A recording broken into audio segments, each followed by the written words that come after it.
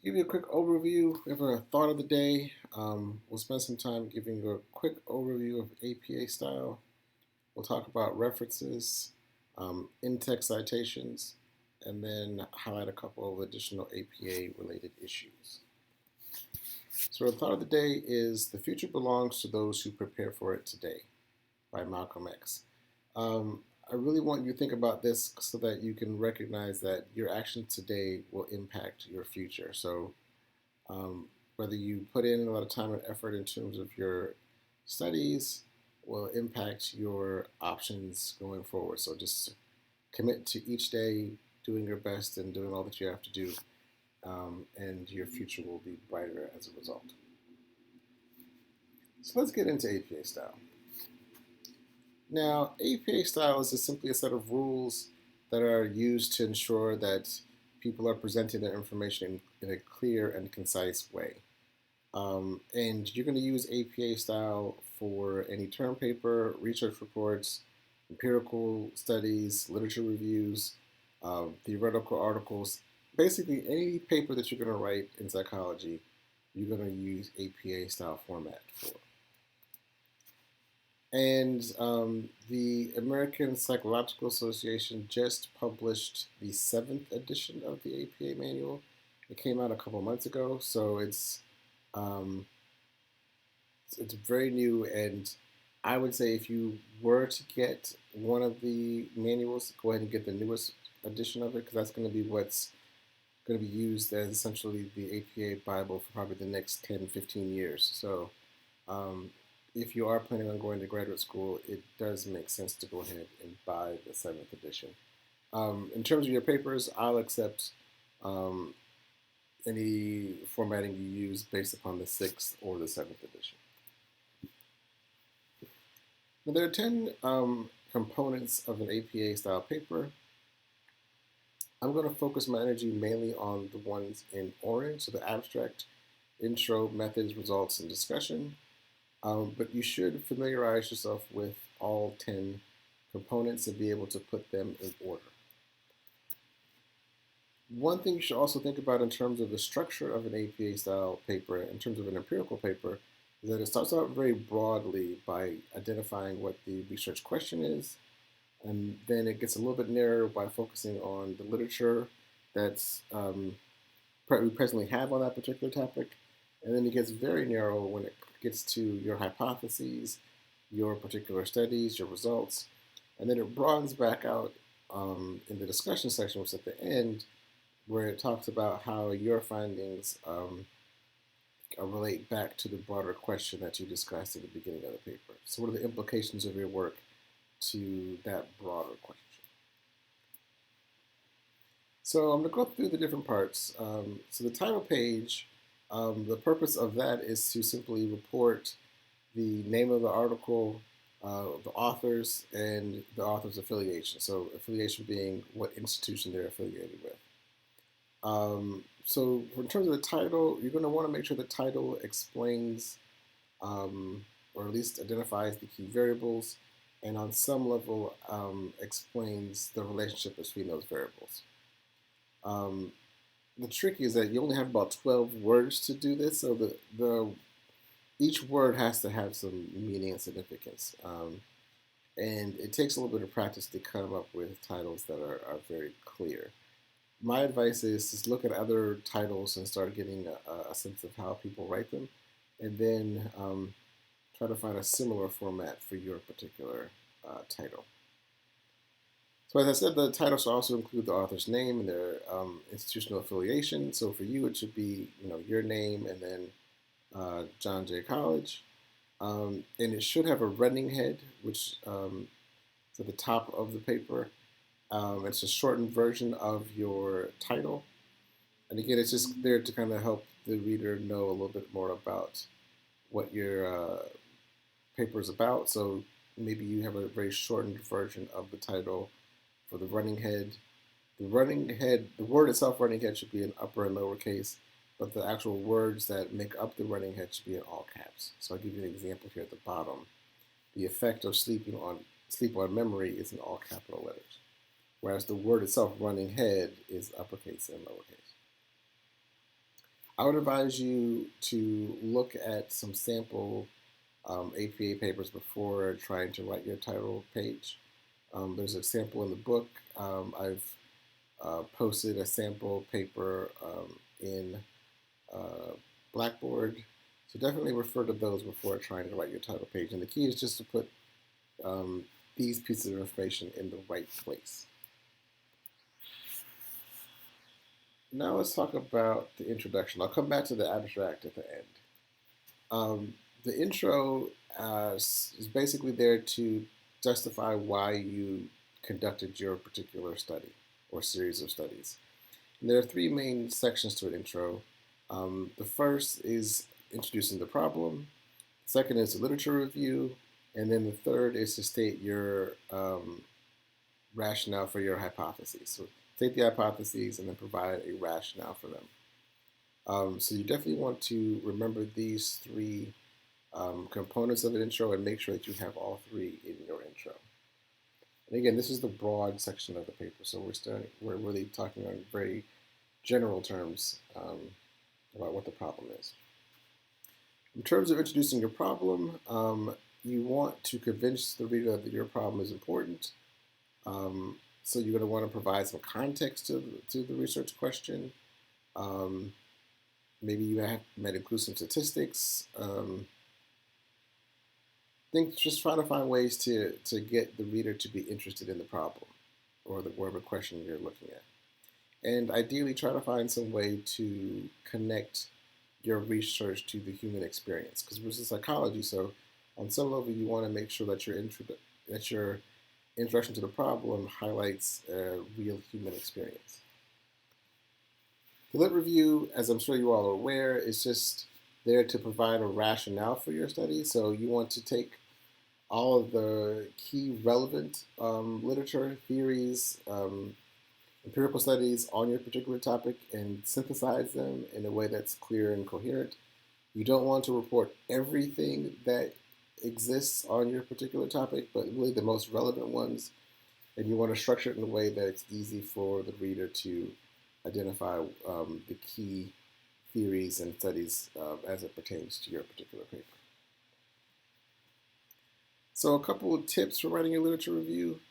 The literature review is really there to make an argument for your study. So think about what are the main points that you're trying to argue, and then find articles that support those points. It really helps if you structure your paragraphs around a particular claim and then use the literature in the lit review to help support that claim. You don't want to write a literature review where each paragraph is simply a summary of a particular study or a particular paper. You want to make a claim in the beginning of your topic sentence and then use the findings of the papers that you're reading to support those claims. Right, so you really want to build your lit review around the claims or the arguments that you're making. And those claims or arguments need to be building towards your hypothesis, because your goal here is to convince the reader that your hypothesis is grounded. And then the third part, you want to provide a rationale for your hypotheses. So you want to clearly state what the hypotheses are, and the hope is that by the time the reader gets to your hypotheses, you've structured your intro in a way in which your hypotheses make sense. If the reader gets to your hypotheses and doesn't understand where they came from, that's problematic, because you should be building that argument throughout your intro. So by the time they get to the hypotheses, it should be pretty apparent why you made these particular hypotheses. And then you want to state your hypotheses in a declarative way. So like X will be positively related to Y, or X will cause changes in Y. It's not a question. You're making a specific statement about what you think the relationship is going to be between your variables of interest. Now let's move to the method section. This is where you're providing details about the participants and the procedures of your study, so that if someone wanted to, like if reviewers wanted to evaluate it, they could do so, or if someone wanted to replicate your study, they could have enough information to be able to try to replicate your results. And there are three typical subsections in a method section: participants, materials, and procedures. And again, this is where we're starting to get more narrow in terms of our focus, because now we're focusing on your particular study, your particular methods. Whereas before we were talking about broader level things.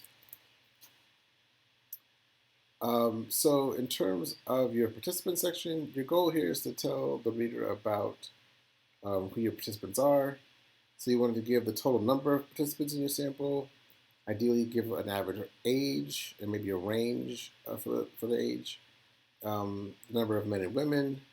If you have people from different racial groups, you want to give the breakdown of those racial groups. And then if someone happened to be excluded from your study or end up dropping out of the study, you should report that in this section as well. The materials section, this is just providing the reader with the different materials that participants were exposed to in the study. So if you gave them a test or a questionnaire or a survey, you want to provide information about the different components of that test, scale, questionnaire, survey. And if you use pre-existing measures or a pre-existing survey, you want to make sure you cite where you got that survey from. So you want to cite that source. The procedure section is pretty straightforward. Your goal here is to just tell the reader what the participants did in chronological order.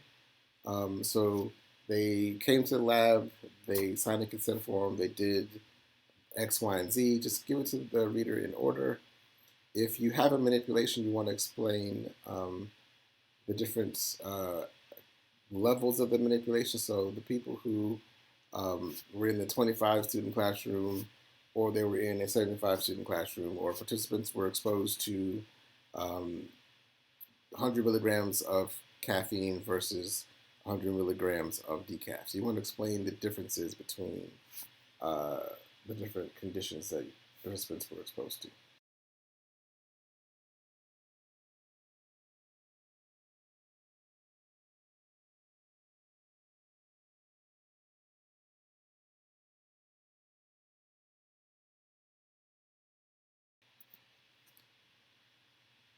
Then you have the results section.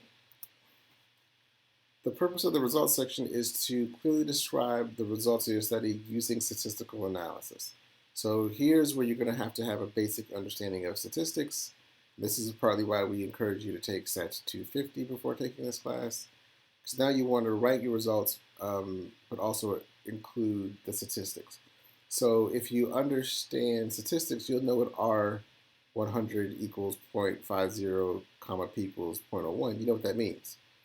It means that R is that you have a correlation. The 100 means that you had 102 participants. The 0.5 is the actual correlation itself. And the P equals 0.01 is telling you that the probability of you getting a correlation of 0.5 is equal to 1%.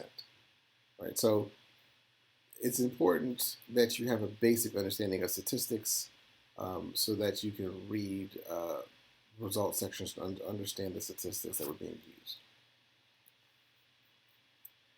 And then we have our discussion section. This is where you want to draw conclusions based upon your findings. So there are 4 things I want you to remember to do in your discussion section. And oftentimes students forget to do all 4 and they lose points on their papers. So first thing you want to do is restate your key results without using statistics. And this is also a shortcut that if you don't understand the statistics, you can always skip to the discussion section and see if you can make sense of the results because you're not going to incorporate the statistics there. So that might be one way for you to kind of make sense of statistics that you don't fully understand in the results section. So you want to restate the results without statistics. Then you want to talk about the implications of your work. Like, why is this important? How does this help us understand the research question that you introduced in the beginning of the paper? Then you want to highlight any limitations, and every study has limitations. And if you're unclear about the limitations, you can always go back to, well, what are the limitations of that particular research method, right? So if it's a correlational study, one limitation that you can't make any causal claims, right? So if you're unclear about the limitations, you can at least think about what are the limitations of the methodology that was used. And you can talk about that as one of your limitations. And then you want to talk about future direction. So you wanted to tell the reader about, some next steps in terms of the research process that they can explore. So given what we found, here's an interesting question that future research should try to explore. All right, so I said I would come back to the abstract, so let me do that now. So the purpose of the abstract is to provide a concise summary of your paper. And depending on the journal, the word limit can range from 120 to 150 words. And you'd be surprised at how quickly you run out of words in your abstract. The abstract always comes right after the title page, and it's on its own page, and the heading's called abstract. And again, the goal here is for the abstract to allow the reader to quickly make sense of your article.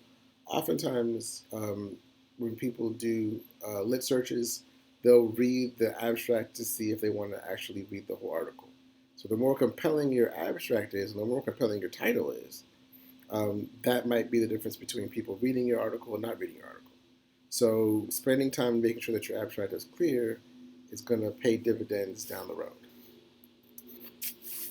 So I talk about the abstract at the end because I feel like as though you can use some of the information that you report in the other parts of the paper in your abstract. So for example, part of the abstract, you're going to want to state what the problem is, right? So you can pull that from the intro of your paper. You want to give the reader a sense of what the major hypotheses were. Again, that can come from the intro. If you give information about the sample, you can get that from the method section. If you provide information about the design, again, that can come from the method section. And you're always going to want to state your key results that you can pull from your results section. And then you want to state any major conclusions or implications, you can pull that from your discussion section. So if you've written the whole paper, then you can pull pieces from that paper to help develop the abstract. So I always recommend writing the abstract at the very, very end. Now let's talk about the reference section. The purpose of the reference section is to provide the reader with a list of all of your sources in alphabetical order. So this way, the reader can find the sources that you're citing and be able to look them up if they want more information. So everything that you cite in your paper must be listed in the reference section. So if you cite it in the paper, it must be listed in the reference section. And each reference must be presented in a very specific order. And the order of which you present these references will make it easier for the reader to find certain pieces of information. So let's talk about each of these pieces of information in the order in which it needs to be presented. So I'm going to give you a running example of one as I go through this. So the first thing you want to report is the last name of the first author, and then their first name, their middle name, and then an ampersand before the last author. So if there's two authors, the last name of the first author, their initials, comma, ampersand, last name of the second author, and initials. Just remember the ampersand comes before the last author. The reason that the order is important is because the first author is the person who has contributed the most. So you want to make sure that that person gets their name listed first. So the ordering is important. It's not based upon the last name of the author in terms of alphabetical order. It's based upon contribution. So always take into account that the first author is the one who contributed the most. So for our example here, we have Lowry, and then BS for his first and middle name, comma, ampersand, Wout, and then my first initial and middle initial. Next, you want to report the year of publication in parentheses followed by a period. So this particular article was published in 2010. So as you can see on our running example here at the bottom, now we add in our year of publication. Then you want to give the title of the actual article, right? And the important thing to remember is that only the first letter of the first word is capitalized, and then the first letter of any word after a colon or semicolon that gets capitalized. Everything else is lowercase. and then you follow that title with a period. So for our running example here, we now have included the title followed by a period. Then you want to report the title of the journal. Now, in contrast to the title of the article, the major words in the title of the journal should be capitalized. So for here, you can see the J in journal is capitalized, the P in personality, the S in social, the P in psychology. Those are all capitalized. And importantly, the title of the journal should be in italics. So there's two things that are going to be in italics. This is the first of them, the title of the journal. So if you're looking at a running example here, we've now included the title of the journal in italics. And then next you have the volume number. And this is the other piece of information that needs to be in italics. So you report the volume number followed by a comma. So our running example here, we've now included 98 for our volume number followed by a comma. And then you report the page numbers followed by a period. So this was 956 to 966. And then if it's available to you, you should also report the DOI, which is the Digital Object Identifier. This is just a way in which it makes it easier for people to get an article from the internet. If they click that DOI number, it should take them directly to the article. So if the DOI number is available, you should also give that to the reader. And the D, O, and the I are all lowercase, and then followed by a colon, and then the actual DOI number. So for example here, we've included our DOI number at the end. One thing to remember about your reference section is that each reference needs to have a hanging indent. So the first line is going to be flush left, and each subsequent line is going to be indented 5 spaces. So just make sure that you have hanging indents for each of your references.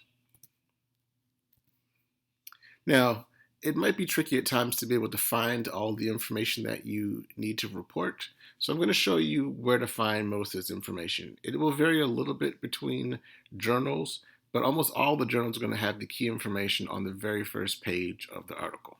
So this is the published version of this article. So I'll help you find the information that you need to report. So first you need to report the authors, right? So the authors always go from top left to top right, and then bottom left to bottom right. So the first author here is going to be Lowry. Second author here would be Wout. If there was a third author, it would be below Lowry. And as a fourth author, it would be below Wout. So it just basically goes top left down to bottom right. So that's how you know the order. So you put Lowry, then his initials, Wout, my initials. The year is 2010, so that's reported up here. The title, obviously you can see that here. Again, the key is to remember that while the title, most of the words begin with an uppercase letter in the title in the actual journal, in the reference section, only the first word or any word after a colon are going to be in capitalized. So you can't just cut and paste this. You're going to end up doing it incorrectly. You're going to have to adjust it from the actual title in the journal to your reference section. It's not going to be the exact same thing. The journal here, again, remember that journal needs to be italicized. The volume number also has to be italicized. You do not need to include VOL, just the number itself in italics. The page number, and then you have the DOI number. And that's it.